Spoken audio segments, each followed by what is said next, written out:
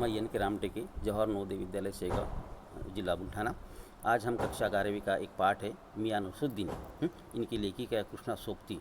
इनके बारे में ये जो पाठ है मियां नसरुद्दीन, उनके बारे में विशेष रूप से ये शब्द चित्र है। शब्द चित्र के बारे में एक मियां नसरुद्दीन का शब्द चित्र लेखिका कृष्णा सोबती उन्होंने बहुत ही बेहतर तरीके से स्पष्ट करने की कोशिश जरूर की है। अभी थोड़ा सा उसका जो पाठ के आधार पर लेखिका का परिचय है, लेखिका के परिचय के बारे में हम थोड़ी चर्चा जरूर करेंगे। लेखिका का परिचय है कृष्णा सोबती, ये लेखिका है, उनका नाम है। जन्म 1925 ईस्वी में गुजरात के, आज के वर्तमान समय में पश्चिम पंजाब, वर्तमान में पाकिस्तान में स्थित है गुजरात। अभी हमारे यहाँ भी गुजरात है, लेकिन आधा गुजरात जैसे आधा पंजाब भारत में है तो आधा पंजाब पाकिस्तान में चला गया है। इस तरह आधा गुजरात अभी भी जो पश्चिमी पंजाब है, पंजाब के वर्तमान समय में गुजरात था, उस समय उनको 1925 में उनका जन्म हुआ था। फिलहाल अभी वो जो पंजाब गुजरात है वो पाकिस्तान में स्थित है। अभी उनकी रचनाएं दी गई है जिंदगी नामा, दिलो दानिश, ये लड़की, समय सरगम, जो उपन्यास दिए गए हैं, डोर से बिछुड़ी, मित्रों मरजानी, बादलों के घेरे, सूरजमुखी, अंधेरे के, ये कहानी संग्रह उनके हैं। साथ साथ ये शब्द चित्र दिए गए हैं। कौन सा है? हम हशमत, ये उनका शब्द चित्र है। शब्दों के आलोक में, ये उनका दोनों शब्द चित्र है। इस जो हम हशमत, ये भी हमारे लेखिका है कृष्णा सोबती है, उनका क्या है शब्द चित्र का वर्णन किया गया, एक व्यक्ति का चित्रण किया गया शब्द के द्वारा। उनको जो पुरस्कार भी दिए गए हैं, प्रमुख पुरस्कार में साहित्य अकादमी सम्मान भी दिया गया है, हिंदी अकादमी का शैला का सम्मान दिया गया है, साहित्य अकादमी की 72 सदस्य सहित अनेक राष्ट्रीय पुरस्कारों से भी उनको सम्मानित किया गया। विशेष तौर पर मियां नसरुद्दीन इस पाठ के कुछ मुद्दे दिए गए हैं। उस मुद्दों के आधार पर विशेष तौर पर उनका व्यक्ति चित्रण है या संस्मरण है शब्द चित्र के द्वारा। उस व्यक्ति चित्रण का भी यहाँ संस्मरण के द्वारा कहेंगे, शब्द चित्र कहेंगे, एक संस्मरण के द्वारा उन्होंने इस मियां नसरुद्दीन का वर्णन इस पाठ के आधार पर किया गया है। विशेष तौर पर ये वर्तमान समय में और आदिकाल में जो हमारे रोजगार की जो समस्या थी, आज जो रोजगार की समस्या है, तो रोजगार किस तरह से पारिवारिक रोजगार है, खानदानी व्यवसाय कहेंगे इसे। जैसे बलूतेदार है, 12 बलूतेदार है, जैसे मान लो दर्जी है, शिंपी है, लोहार है, सोनार है, तेली है, तंबूली है, रंगराज है, ये सभी कैसे विशेष तौर पर अपने परिवार से ही, अपने परिवार के द्वारा वंश परंपरागत व्यवसाय थे। इस वंश परंपरागत व्यवसाय के आधार पर लोग जो हुनर है, कला है, वो हुनर को, कला को किससे आत्मसात करते थे, उसी का एक लेखा जोखा इस पाठ के अंदर देने की कोशिश जरूर की है। अभी लेखिका ये दिल्ली की बात की, दिल्ली में बहुत बड़ी मस्जिद है जिसे जामा मस्जिद कहा जाता है, और जामा मस्जिद के बगल में ही गडिया मूल्य का एक स्थान है। उस गडिया मूल्य के स्थान में इनका एक जो है नानबाई के तौर पर भी मियां नसरुद्दीन है, उनकी दुकान है, उनका ठिया है। वो ठिया पर दुकान पर किस तरह से घूमते लेखिका इस गडिया मोहल्ले में आ गई है, और लेखिका को बहुत सारा ढेर सारा आटा देकर लेखिका को लगा कि शायद ये सेविया बनाने का काम चलता होगा। इन्हीं वजह से एक कौतूहल वंश, संयोग वंश, जामा मस्जिद के पास 56 किस्म की रोटियां बनाने वाले मियां नसरुद्दीन है, नानबाई है, उनकी दुकान पर आकर वो रुक जाते हैं। अंदर अब आकर उनके साथ वार्तालाप भी हो जाता है, बातचीत भी हो जाती है। अंदर मियाँ बीड़ी के दम ले रहे थे, चेहरे पर गहरे अनुभव थे, आंखों में चुस्ती और चतुराई चमक रही थी, और किस तरह से आराम से बिल्कुल बैठे हुए थे, और आराम से बैठकर किस तरह से चेहरे पर गहरे अनुभव, कितने सालों से, अभी करीब 75-80 की उम्र में मियां नसरुद्दीन हो चुके हैं, और इन्हीं वजह से किसी गहरे अनुभव उनके आंखों से है, चेहरे पर भी अनुभव दिखाई दे रहे, आंखों पर एक चुस्ती दिखाई दे रही है, और चतुराई की चमक भी उनके चेहरे पर झलक रही है। वो जानकारी इसमें दी गई है। पहले इसमें अगर देखेंगे, अभी मतलब ये कहा गया, इसके आधार पर गडे मूल्य में लेखिका की भेंट किस तरह से हो जाती है, संयोगवंश हो जाती है, घूमते आ जाती लेखिका। तो 56 प्रकार की रोटियां बनाने वाले मियां नसरुद्दीन के साथ उनकी संयोगवश भेंट हो जाती है। उनके साथ थोड़ा वार्तालाप करने का एक मौका भी मिल जाता है, और इन्होंने उनके साथ आकर वो किस तरह से उनके साथ बातें हो जाती है, उसी का जिक्र इसमें किया गया है। और किस तरह से बिल्कुल किसी के साथ वो बात करते हुए उन्होंने अपने अंदाज के भाव भी व्यक्त किए गए हैं। हमने जो अंदर झाँका तो पाया, मियाँ चारपाई पर बैठे बीड़ी का मजा ले रहे थे। मौसम की मार से पका चेहरा है, आंखों में काइया है, भोलापन और पेशानी पर मंजे हुए कारीगर के तेवर दिखाई दे रहे हैं। हमें ग्राहक समझकर मियाँ ने नज़र उठाई, और जैसे लेखिका उनकी दुकान के सामने जब खड़ी हो गई थी, उस समय लेखिका को देखकर उन्हें फरमाइश की है, कहा, नज़र उठाकर उन्होंने कहा कि फरमाइए ने क्या, आपको क्या चाहिए। उन्हें आग्रह से उनको पूछा, आपकी फरमाइश क्या है, आपकी मांग क्या है, आपको क्या चाहिए। इस तरह से मियाँ ने ग्राहक समझकर, लेखिका को ग्राहक समझकर उनके साथ वार्तालाप आरंभ किए हैं। जिसे कहा, आपसे कुछ सवाल पूछने थे, आपको वक्त हो तो।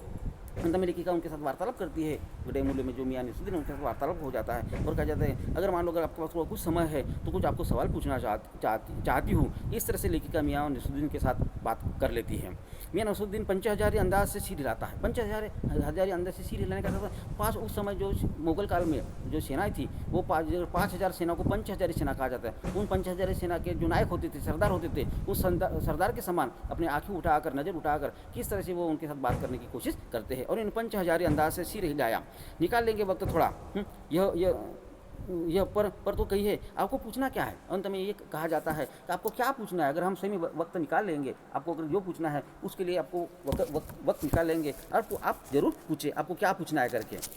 किस तरह से लेखिका को सिर हिलाकर निकाल लेंगे समय। अंत में लेखिका कहते हैं, आपके पास कुछ समय है क्या। अगर समय हो तो मैं आपको कुछ सवाल पूछना चाहती हूँ। तो अंदाज से 5,000 जैसे मान लो 5,000 सेना का सेनापति के तौर पर सिर हिलाते हुए, निकाल लेंगे वक्त थोड़ा, ये तो कहिए आपको पूछना क्या है। इस तरह से मियाँ नसीरुद्दीन लेखिका से उत्तर दे देते हैं। फिर सिर घुमाकर देखा और जोड़ा, मियाँ कहीं आप अखबार नवीस तो न हो। अब अंत में खुद मियाँ नसीरुद्दीन लेखिका से पूछते कि आप अखबार नवीस का अखबार में काम करने वाले तो आप तो न हो। जैसे मान लो सवाल पूछे जाते, जैसे आजकल मीडिया में लोग किस तरह सवाल पूछते हैं, भाई आपका व्यवसाय कैसा चल रहा है, आपका धंधा कैसा चल रहा है आपका, है ना। इस तरह से जो मीडिया के लोग होती है, हमने कई बार हमने टीवी पे, दूरदर्शन में कई जो हमारे चैनल होते हैं, उसमें जो न्यूज़ चैनल होते हैं, वो कई बार आते हैं, आपके सामने माइक करते हैं और पूछा जाता है कि भाई आपका कैसा है, हालचाल कैसा है, रोजगार कैसा है, कैसा धंधा चल रहा है, ग्राहक किस तरह से आते हैं, आमदनी होती है क्या नहीं। इस तरह इन्हीं वैसे कहा कि आप ये अखबार वाले, मीडिया वाले, आप अखबार नवीस तो न हो। अखबार नवीस का तात्पर्य मीडिया वाले, समाचार पत्र में काम करने वाले लोग हैं। यह तो खोजी और खुरापाती होते हैं। हम तो अखबार बेचने वाले और अखबार पढ़ने वाले दोनों को निटाला समझते। अंत में उनकी राय थी, कैसे में ये मीडिया वाले दिन भर लोग रास्ते पर घूमते रहते हैं और लोगों को सवाल पूछते हैं, महंगाई कितनी है, सामान की आपूर्ति हो रही क्या नहीं है, बाजार की स्थिति कैसे, कई प्रकार के सवाल पूछे जाते हैं। तो इसी तरह से मियाँ नसीरुद्दीन की सोच क्या है, वो क्या चाहते हैं। इन्हीं में से क्या कि अखबार नवीस हो क्या। अखबार नवीस का तात्पर्य अखबार में काम करने वाले आप हो क्या। अखबार बनाने वाले और अखबार पढ़ने वाले दोनों को निटला समझते, ताकि जिनके पास काम नहीं है दिन भर लोग अखबार लेकर पढ़ते हैं, ये निटले। जिनको काम नहीं है वो अखबार पढ़ते हैं, और जिनको काम नहीं है वो मीडिया के लिए इस तरह से खबरें जुटाते हैं, जमा करते हैं। इन्हीं वजह से कहते हैं निटले लोगों के बारे में अपना जो मत है वह भी उन्होंने व्यक्त करने की कोशिश जरूर की है। कामकाजी आदमी को इससे क्या काम है। और कामकाज हम काम करने वाले हैं, हमें अखबार नवीस वालों से सवाल, अगर मान लो लेखिका ने सवाल पूछे तो स्वाभाविक तौर पर मियाँ नसीरुद्दीन के मन में भाव उठना, विचार उठना स्वाभाविक थे। इन्हीं वजह से वो कहते कि आप अखबार नवीस तो नहीं हो। तो इन्हें अंत के ये खोजियों की खुरापत होती है, निटले होते हैं, इधर उधर घूमते रहते हैं, काम करते नहीं है। खैर आपने यहाँ आने की तकलीफ उठाई है तो पूछे क्या पूछना चाहते हो आप। पूछना यह था कि किस्में की रोटी बनाने का इल्म आपने कहाँ से सीखा है। इन अंत में लिखिका ये चाहते हैं, लेखिका खुद मियाँ नसीरुद्दीन कहते हैं कि आपने तरह तरह की रोटियां बनाने की जो कला है, 56 प्रकार की रोटी बनाने की कला है, तो कला एक इल्म है, कला आपने कहाँ से हासिल की है। तो मियाँ नसीरुद्दीन किस तरह से उनको जवाब देते। दूसरे मुद्दे में ये दिया गया, मियाँ नसीरुद्दीन खानदानी पेशे का अभिमान, उन्होंने खानदानी है वह। अंत में ये कहा जाता है ये हुनर है। लेखिका बोलते आपने ये 56 प्रकार की रोटी बनाने का जो इल्म है, कला है, हुनर है, आपने कहाँ से प्राप्त किया है। अंत में मियाँ नसीरुद्दीन क्या चाहते हैं, क्या कहते हैं, क्या ये हमारा खानदानी पेशा है। और ख़ानदानी पेशा होने के कारण हमने ये अभिमान के साथ, गर्व के साथ, गर्व के साथ मियाँ नसीरुद्दीन कहते हैं कि हमारा खानदानी पेशा ही है। लेखिका ने मियाँ पर सवाल किया कि उन्होंने इतने किस्म की रोटियाँ बनाने का हुनर कहाँ से सीखा था। नान भाई का काम कई पुश्तों से चल रहा है। अभी अंत में कई पुश्तों से, कई पीढ़ियों से हमारे नान भाई का हम काम कर रहे हैं। हमारे वालिद कहेंगे, ये इनके वालिद के बारे में कहा गया है, दादा साहब मियाँ कल्याण के बारे में कहा गया, नहीं वैसे कहा गया कि पुश्तों से यानी कई खानदानों से, पुश्ता यानी खानदान से चल रहा है। उनके वालिद यानी पिता मियाँ बरकत अली है, गड़े वाले नाना भाई के नाम से काफ़ी मात्रा में मशहूर थे, प्रसिद्ध थे। अभी अंत में खुद लेखिका को मियाँ नसरुद्दीन कहते हैं कि हमारे वालिद यानी पिताजी जी गढ़े वाले के नाम से, नानबाई के नाम से काफ़ी मात्रा में मशहूर थे, प्रसिद्ध थे। उनके दादा ये पिताजी के पिताजी दादा साहब मियाँ कल्लन भी ऊंचे दर्जे के नानबाई थे। हमारे जो हम परिवार से ही हमने परिवार से ये कला सीख ली है, हासिल की है। और अंत में ये भी कहा जाता है ये कला सीखने के लिए हमें किसी और दूसरे के पास जाने की जरूरत नहीं है। अंत में कहा ये हुनर है, इल्म है, कला है, हमने अपने आप हासिल की है। और अंत में उन्होंने कुछ पारिवारिक उदाहरण भी दिए इसमें।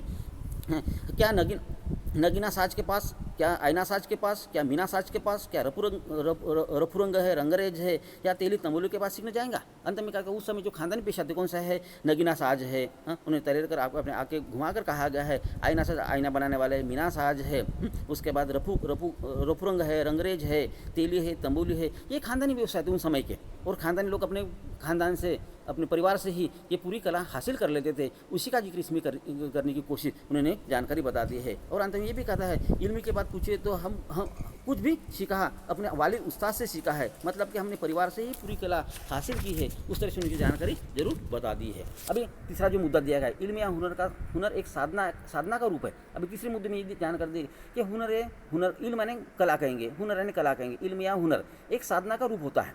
ऐसे मान लो ये घर से परिवार से, अभी मान लो कई बार हम देखते हैं कि हमारे जो पारिवारिक जो अलूतेदार है, बलूतेदार है, उनके जो पेशे थे, उनके व्यवसाय थे, खानदान से चल रहे थे। अभी मान लो बड़े का व्यवसाय है, लोहार का व्यवसाय है, दर्जी का व्यवसाय है, तेली तंबोली का व्यवसाय है, ये इन्हीं वजह से उनको पूरी जानकारी इसमें देने की कोशिश की है। ये नगीना साज है, नगीना साज कहेंगे, मीना साज कहेंगे, आयना साज कहेंगे, रफुरंग कहेंगे। ये सब तो अपने परिवार से कला सीख लेते हैं ना। इनमें से एक साधना से सीखनी पड़ती है कला। जैसे मैं कुम्हार है, कुम्हार मड़के बनाने वाली कला है तो अपने परिवार से सीख लेता है। लोहार है, लोहे की वस्तु बनाने का काम अपने परिवार से सीख लेता है। वो बढ़ई है, बढ़ई क्या करता है, अपने पिताजी के ओर से, दादाजी के ओर से वह कला सीख लेता है, और उसी वंश परंपरा से उस व्यवसाय को क्या करता है, जारी रखता है।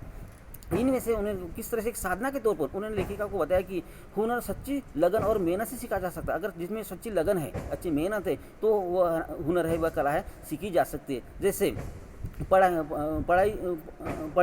पढ़ाई अलिफ से शुरू होकर आगे बढ़ा जाता है, या फिर कच्ची या पक्की से होती हुई ऊंची जमातों में पहुंच जाता है। अभी अंत में कहा गया अगर लड़का कच्ची में है, पक्की में, इसकी जानकारी दी गई है कि किस तरह से सीखा जाता है।